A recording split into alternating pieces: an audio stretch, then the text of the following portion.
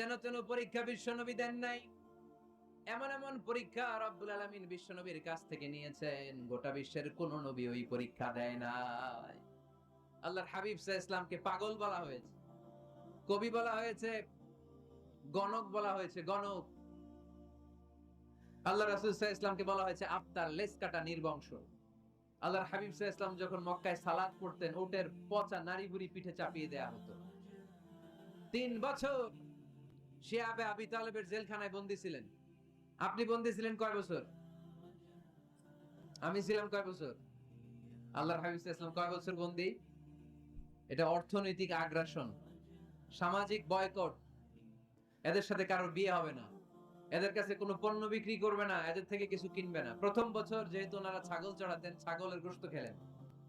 দ্বিতীয় বছর সাহাবারা ছাগলের চামড়া খেলেন। তৃতীয় বছর গাছের পাতা, লতা পাতা, শিকড় আর ছাল খেয়ে বেঁচেছিলেন। The life is not a bed of roses. এই পৃথিবীটা কুসুমাস্তীর্ণ নয়, এটা কণ্টকাকীর্ণ। এই পৃথিবীতে কেউ কারোর জন্য জায়গা ছেড়ে দেয় না, এখানে জায়গা করে নিতে হয়। পৃথিবীতে তোমাকে জানান দিতে হবে যে তুমি পৃথিবীতে এসেছো। কঠিন বিপত্তিকে, পরীক্ষাকে তুমি জানাও যে তুমিও কম শক্ত না, ঠিক কিনা? একজন পুরুষের 1 ফোঁটা বীর্যে 20 কোটি শুক্রাণু না থাকলে চিকিৎসা বিজ্ঞান বলে ওই বীর্য থেকে কোনো সন্তান জন্ম নেয় না। 1 ফোঁটা বীর্যে কয় কোটি শুক্রাণু? 20 কোটি শুক্রাণু। ওই 20 কোটি শুক্রাণুর মধ্যে আমি একটা, ঠিক কিনা? আপনি একটা, আমরা সবাই এক একটা। এই প্রতিটা শুক্রাণু চেয়েছিল ডিম্বাণুর গায়ে আঘাত করে সফল হতে, কেউ হইতে পারে নাই। 19,99,99,999টা ফেল। পাস করছিলাম সেদিন আমি, পাস করেছিলেন, চ্যাম্পিয়ন হয়েছিলেন সেদিন আপনি। সেদিন আপনার হাত ছিল, পা ছিল, মামা খালু ছিল, ফোন কল ছিল। এত কিছু না থাকতো সেদিন আপনি চ্যাম্পিয়ন হয়েছেন, কেউ আপনারা থামায় রাখতে পারে নাই। তার মানে এই পৃথিবীর বুকেও কেউ আপনারা থামায় রাখতে পারবে না। চিল্লায় বলেন ঠিক কিনা? পারবে না। অদম্য সাহস আর শক্তি সম্ভাবনাকে দিয়ে আল্লাহ তাআলা মানুষকে তৈরি করেছেন। এক একটা মানুষের যে কি ব্রেনের ক্যাপাসিটি, তার যে কত ক্ষমতা আল্লাহ দিয়েছেন মানুষ জানেই না। আল্লাহর হাবিব সাল্লাল্লাহু আলাইহি ওয়াসাল্লাম এরকম বাধা বিপত্তি অতিক্রম করে নিজেকে প্রমাণ করে করে সামনের দিকে এগিয়েছেন।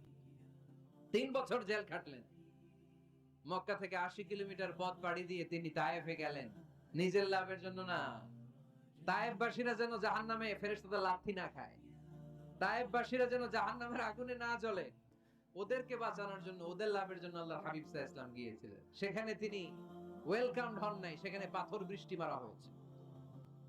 এমন তাবৎ কোনো অত্যাচার নাই বিশ্বনবীর উপর করা হয় নাই। তিনটা জায়গায় কি সুশ্রী দেহ আমার নবীর, কি সুন্দর ছিল আল্লাহর হাবিব সাল্লাল্লাহু আলাইহি ওয়াসাল্লামের শরীর। তিনি বলতেন আনা মালিহুন ওয়া আখি ইউসুফু সাবিহুন। আমি লাবণ্যময় সুন্দর, আমার ভাই ইউসুফ সাদা সুন্দর। মিলহুন থেকে মালিহ, মিলহুন মানে লবণ, লবণ থেকে লাবণ্যময়। আমি লাবণ্যময় সুন্দর, আমার ভাই ইউসুফ সাদা সুন্দর। এই সুন্দর মানুষটার দেহে পাথর মারা হয়েছে। Can you imagine that? আপনি কি কল্পনা করতে পারেন? তিনটা জায়গায় বিশ্বনবীকে আক্রান্ত করা হয়েছে, রক্তের বন্যা বইয়ে গিয়েছিল। আওয়াজ করে বলেন ঠিক কিনা? নিজ এলাকা থেকে চলে যেতে বাধ্য করা হয়েছে। হিজরত করলেন মক্কা থেকে মদিনায়। আহা, মক্কাকে এত ভালোবাসতেন বিষ্ণু ঈসা ইসলাম, হিজরতের রাতে বারবার মক্কার দিকে তাকায়, বারবার তাকায়, চোখের পানি ছাড়ে আর বলে মক্কা তো আহাব্বুল বিলাদ ইলাইয়া, মক্কা আমার কাছে সবচেয়ে প্রিয় নগরী, প্রিয় শহর। লাউলা উখরিজতু লামা খারাজতু, আমার যদি জোর করে মক্কা থেকে তাড়িয়ে দেয়া না হতো আমি জীবনও মক্কা ছেড়ে কোথাও যেতাম না। নিজ এলাকা ছেড়ে চলে গেলেন। খাইবারে খাবারের মধ্যে বিষ মিশিয়ে দেয়া হলো। জানেন ঘটনা? এক ইহুদি নারী দাওয়াত দিয়েছে বিশ্বনবীকে। বিষ্ণু ঈসা ইসলাম দাওয়াত পেলে ফিরাতেন না। তিনি গেলেন, খাসির গোশত খেতে পছন্দ করতেন। খাসির গোশতের মধ্যে পয়জন মিক্স করে দেয়া হবে, বিষ। এই বিষের ব্যথায় তিনি আজীবন কষ্ট পেয়েছেন। এতেকালের আগে তিনি বলেছিলেন, ওই যে খায়বারের যুদ্ধে যে ব্যথাটা আমি পেয়েছি বিষের কারণে, ওই ব্যথা আজকে আমার আবার উঠেছে। এজন্য আমার নবীর মৃত্যুটা ছিল শাহাদাতের মৃত্যু। তাকে বিষ্ণু ঈসা ইসলামকে বিষ খাইয়ে এই দুনিয়া থেকে বিদায় করানো হয়েছে। স্বাভাবিক মৃত্যু ছিল না বিশ্ব নবীর, ওই বিষের ব্যথায় তিনি মৃত্যুর আগে কাতরাচ্ছিলেন। ব্ল্যাক ম্যাজিক করা হয়েছে, 6 মাস অসুস্থ। লাবিদ ইবনুল আসাম ইহুদিদের মিত্র বিশ্বনবীরে ব্ল্যাক ম্যাজিক করেছে। ব্ল্যাক ম্যাজিক চিনেন না? বান মারে না এলাকায়, আল্লাহর হাবিব সাল্লাল্লাহু আলাইহি ওয়াসাল্লামকে 6 মাস ব্ল্যাক ম্যাজিক করে রাখা হলো। তার মানে অত্যাচার, অনাচার, পরীক্ষার, বাধা বিপত্তির এমন কোনোটা নাই যেটা বিশ্বনবী অতিক্রম করে নাই, ঠিক কিনা? তার মানে যিনি নেতা হবেন তাকে পরীক্ষা দিয়ে নেতা হতে হবে, বাধা বিপত্তি এগিয়ে সামনে যেতে হবে, তা না হলে তিনি নেতা হতে পারবে। তার সবগুলা গুণ বিশ্বনবী সাল্লাল্লাহু আলাইহি ওয়াসাল্লামের মধ্যে ছিল। আলহামদুলিল্লাহ পড়েন। নেতা হওয়ার জন্য ৩ নাম্বার যে কোয়ালিটি লাগে সেটা হচ্ছে এলোকোয়েন্স, বাগ্মিতা। বক্তব্য দিতে জানা লাগে, বক্তব্যে পারঙ্গমতা থাকা চাই, ফাসাহাত বালাগাত জানা চাই। নেতা যদি ভাষণ দিতে না পারে এটা কি নেতা? আমাদের এদেশের স্বাধীনতার স্থপতি বঙ্গবন্ধু শেখ মুজিবুর রহমানের সেই ৭ই মার্চের রেস কোর্সের ভাষণ মনে আছে? এবারের সংগ্রাম মুক্তির সংগ্রাম, এবারের সংগ্রাম এখনো কানে বাজে, ঠিক কিনা? যতদিন বাংলাদেশ থাকবে ততদিন এই ভাষণ থাকবে কি থাকবে না? তাহলে নেতা হইতে হইলে এরকম ভাষণ জানা লাগে। বারাক ওবামার নাম শুনছেন? কথা কয় না। শুনছেন? শুনছেন? এই লোকটাও চমৎকার ভাষণ দিতে জানতো। যে এলাকায় যাইতো ওই এলাকা ধরে ডাক দিত, লোকজন খুশি হয়ে যাইত।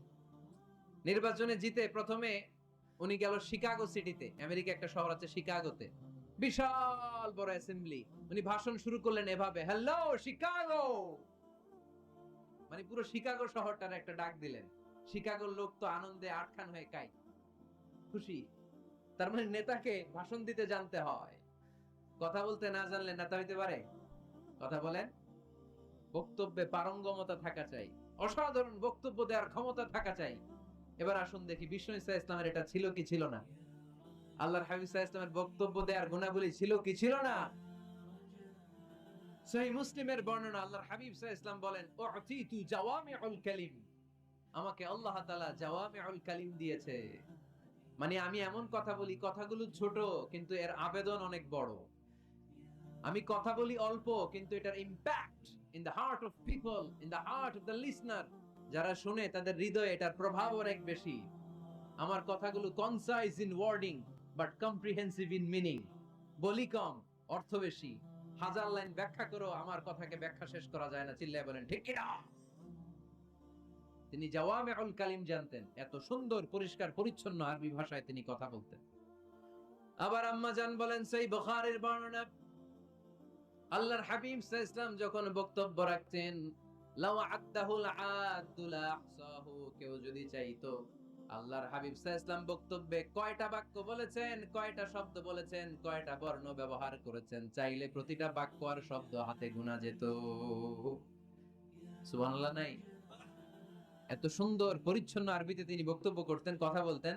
লাউ আদ্দাহুল আদুলা আহসাহু, কেউ চাইলে গুনতে পারতো যে রাসূল সাল্লাল্লাহু আলাইহি ওয়াসাল্লাম ওনার ভাষণে কয়টা বাক্য বলেছেন, ওনার এই বক্তব্যে তিনি কয়টা শব্দ ব্যবহার করেছেন, চাইলেই গুনা যেত। সুবহানাল্লাহ পড়েন। আল্লাহর হাবিব সাল্লাল্লাহু আলাইহি ওয়াসাল্লাম যখন বর্ণনা করতেন, বুখারীর বর্ণনা, আ'আদাহা সালাসান, গুরুত্বপূর্ণ কোনো কথা বললে এটা ৩ বার রিপিট করতেন, হাত্তা তুফহামা আনহু, যাতে এটা সহজে বোঝা যায়। গুরুত্বপূর্ণ কথা বলার সময় কয়বার বলতেন?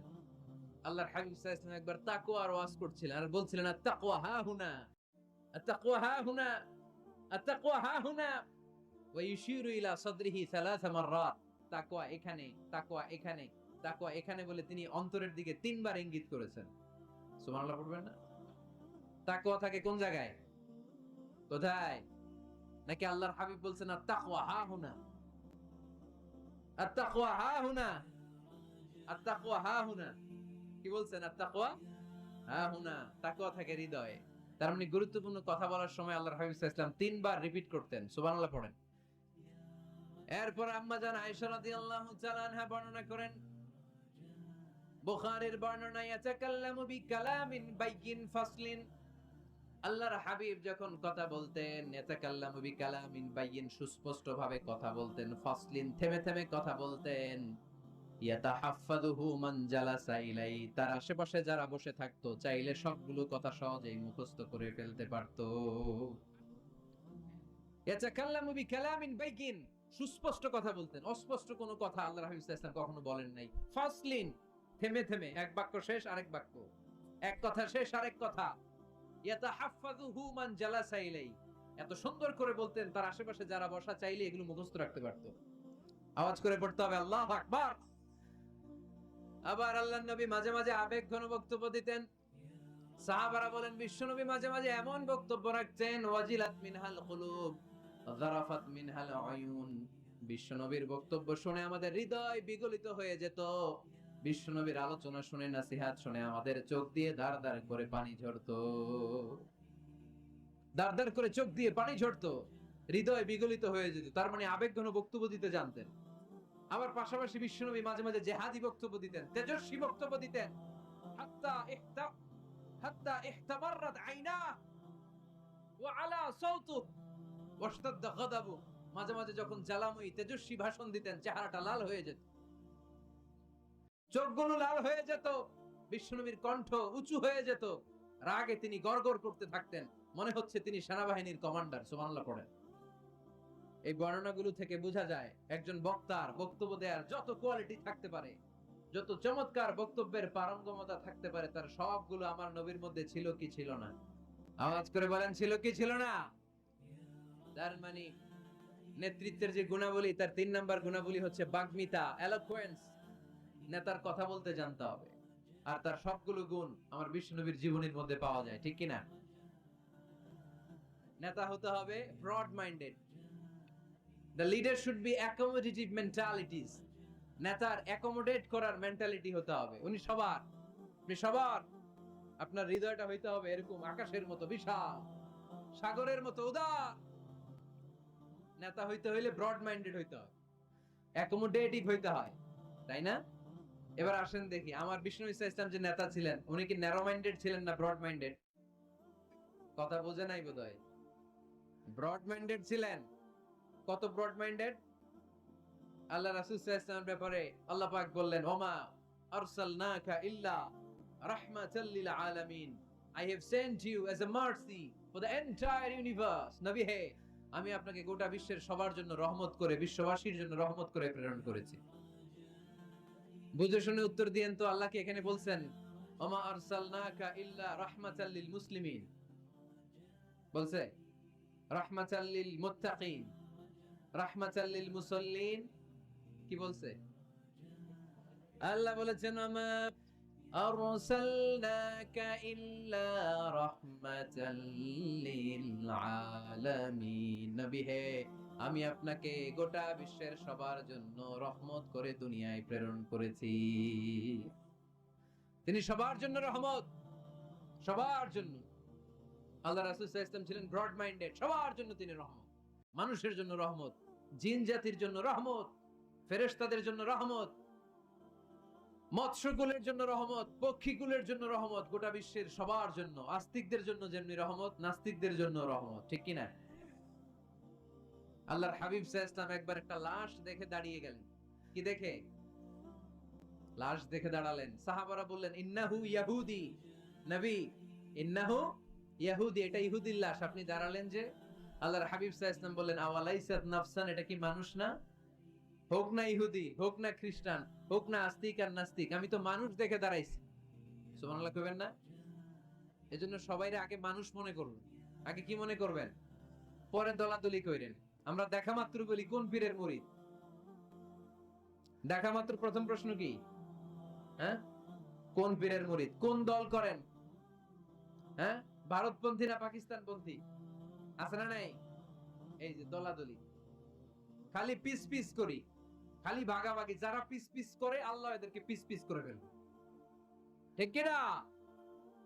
বিষ্ণুনবী এসেছেন মিলানোর জন্য, মিলিয়ে দেওয়ার জন্য বিষ্ণু ঈসা ইসলামের আগমন ঘটেছে। আর আমরা খালি পিস পিস।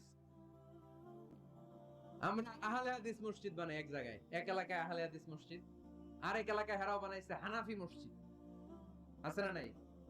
আহলে হাদিস মসজিদে হানাফি মুসল্লি ঢুকতে পারবে না, হানাফি মসজিদে আবার আহলে হাদিসরা ঢুকতে পারবে। আহা, কোথায় চলে গেলাম আমরা? আমরা মানুষকে মানুষ হিসেবে কনসিডার করি না। সে মুসলমান, এটা তার বড় পরিচয়, এটা আমরা সামনে আনতে চাই না। আগে নিয়ে আসি হানাফি না আহলে হাদিস, আগে নিয়ে আসি বিএনপি না আওয়ামী লীগ।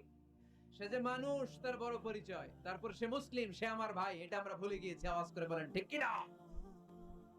বাইতুল্লাহ এক, মদিনার শরীফ এক, বদরের মাঠ এক, উহুদের প্রান্তর এক, কোরআন এক, নবী এক, আল্লাহ এক। কিন্তু আমরা আছি কিলাকিলি নিয়ে, ঠিক কি না?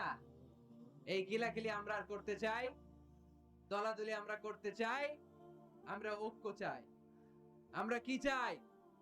এমন ঐক্যের সিন্ডিকেট আমাদের গড়তে হবে যাতে কোনো অপশক্তি এই সিন্ডিকেটকে ভাঙতে না পারে। চিল্লায় বলো ঠিক কিনা? আল্লাহর হাবিব সাল্লাল্লাহু আলাইহি ওয়াসাল্লাম ইহুদির লাশ দেখে দাঁড়ায়। অন্যরা বলল ইন্নাহু ইয়াহুদি, আপনি যে ইহুদির লাশ দেখে দাঁড়ান। সাহাবী বললেন আওয়ালাইসাত নাফসান, এটা কি মানুষ না? আমি তো মানুষ দেখে দাঁড়িয়েছি। আল্লাহর হাবিব সাল্লাল্লাহু আলাইহি ওয়াসাল্লাম বললেন এটা কি মানুষ না? আমি তো মানুষ দেখে দাঁড়িয়েছি। জাদুল মাআদ ফি হাদি খাইরিল ইবাদ, ইবনুল কাইয়িম আল জাওজিয়ার লেখা। আল্লাহ রাসূল সাল্লাল্লাহু আলাইহি ওয়াসাল্লামের বায়োগ্রাফির উপর একটা বই। এই বইতে এবং আসির আল হালাবিয়াতে একটা ঘটনা এসেছে যে আল্লাহর হাবিব সাল্লাল্লাহু আলাইহি ওয়াসাল্লামের সাথে দেখা করার জন্য নাজরান থেকে ৬০ জন খ্রিস্টান পাদ্রী এসেছিল। কয়জন? আওয়াজ করে বলেন। খ্রিস্টান পাদ্রী। এখন আসার পরে রাসূল সাল্লাল্লাহু আলাইহি ওয়াসাল্লাম ওনাদেরকে নিয়ে কই বসবেন? জায়গা নাই।